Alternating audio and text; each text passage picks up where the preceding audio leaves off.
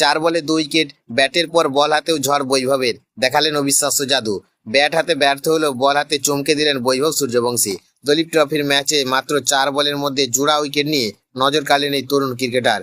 উত্তর পূর্বাঞ্চলের বিরুদ্ধে ম্যাচে পূর্বাঞ্চলের হয়ে খেলতে নেমেছিলেন বৈভব। প্রথম ইনিংসে ব্যাট হাতে অবশ্য বড় কিছু করতে পারেননি তিনি। মাত্র 6 বল খেলে 8 রান করে প্যাভিলিয়নে ফিরে যান।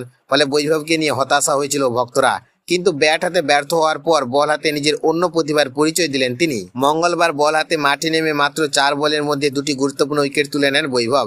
তার দাপটে উত্তর পূর্বাঞ্চলের ব্যাটিং আরো চাপে পড়ে যায়।